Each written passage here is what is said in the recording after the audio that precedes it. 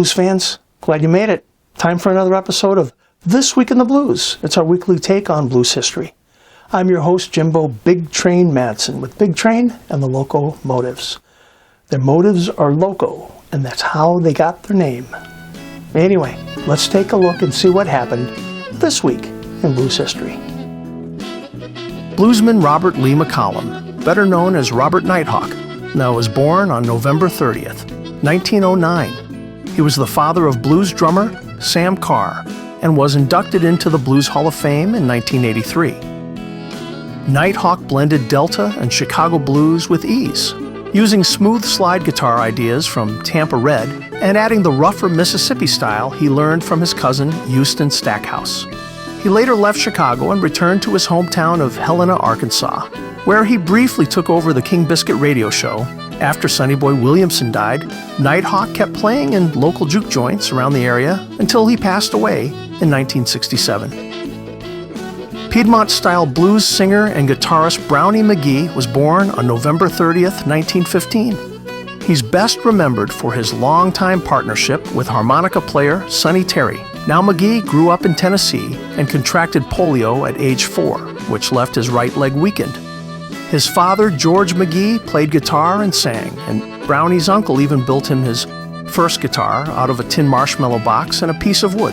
By the age of 22, McGhee was on the road as a traveling musician, working with the Rabbit Foot Minstrels and becoming friends with guitarist Blind Boy Fuller. On December 1st, 1956, Muddy Waters recorded his classic version of Got My Mojo Working. As the title suggests, the song talks about a mojo, or mojo hand, which is a small flannel bag filled with items believed to have magical power, such as roots, herbs, bones, Bible verses, or even graveyard dirt. It's basically a portable good luck charm or spell that someone carries for protection or influence. Waters' recording landed at number 359 on Rolling Stone's list of the 500 greatest songs of all time.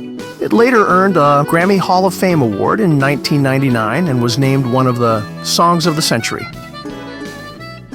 Cool John Ferguson was born on December 2nd, 1953. He's a blues guitarist and singer who has released 5 albums of his own and played on about 20 more.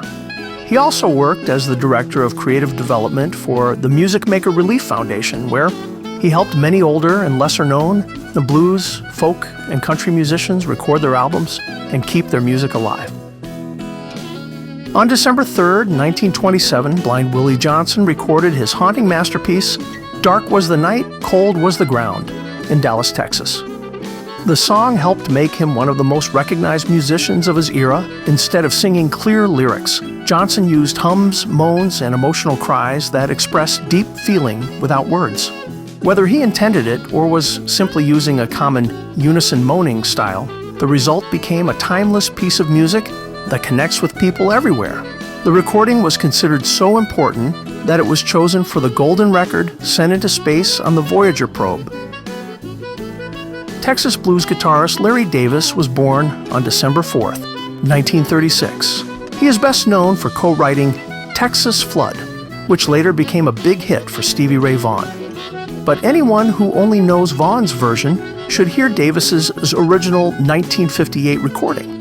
Davis grew up in Little Rock, Arkansas, and joined the Duke label thanks to a recommendation from Bobby Bland. He spent time in St. Louis, learning guitar from Albert King while playing bass in King's band. Davis released a few solo singles before a serious motorcycle accident in 1972 left the left side of his body temporarily paralyzed. Blues singer and guitarist Little Jimmy King was born on December 4th, 1964. His real name was Emmanuel Lynn Gales, and he chose his stage name to honor his 2 heroes, Jimi Hendrix and Albert King. He is best known for songs like Win, Lose, or Draw and Upside Down and Backwards. He led the group Little Jimmy King and the Memphis Soul Survivors and also worked with Albert King and his brothers, Eric and Eugene Gales. John Lyon, better known as Southside Johnny, of Southside Johnny and the Asbury Jukes, was born on December 4th, 1948, in Neptune, New Jersey. He's often called the grandfather of the New Jersey Sound. His mix of rhythm and blues, soul and rock helped shape the Jersey Shore music scene that also gave rise to Bruce Springsteen and Steven Van Zandt. He grew up in a family filled with blues and jazz, and music was such a part of his life that his mother actually went into labor while his father was playing bass at a club. Blues harmonica master Sonny Boy Williamson II was born on December 5th, likely in 1912. His exact birthday is unclear, but there's no doubt about his talent. Williamson lived an unforgettable blues life. Early in his career, he played with Robert Johnson, and near the end, he performed with Eric Clapton and Jimmy Page. In between, he traveled constantly, drank a lot of whiskey, hosted a popular radio show for 15 years, toured Europe, and wrote and recorded some of the greatest blues songs ever made. He died in 1965. Chicago blues guitarist, singer, and songwriter Willie James Lyons was born on December 5th, 1938. His playing was clearly influenced by B.B. King, Freddie King, T-Bone Walker, and Lowell Fulson.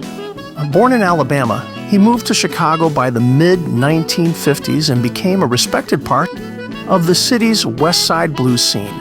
During the 1960s and 70s, he worked with many major blues artists, including Luther Allison, Jimmy Dawkins, and Bobby Rush, earning a reputation as both a strong soloist and a dependable bandmate. Texas blues singer Robert Ely was born on December 6, 1925. He released a couple of albums for Blacktop Records in the 1990s, including One Love, One Kiss and Turn Out the Lights. Born in Texarkana, he began singing in church at age 15 with a local quartet. Later, he joined the Fort Worth group the Boogie Chillin' Boys and became a featured vocalist at the Bluebird Club. After singing there for 20 years, he bought the club and ran it for another decade.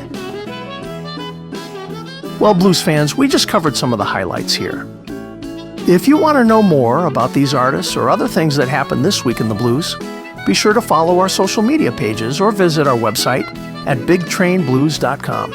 We'll have a new episode next week, and we'll talk about Texas blues pianist Thomas Gray Ghost Williams and harmonica legend Junior Wells.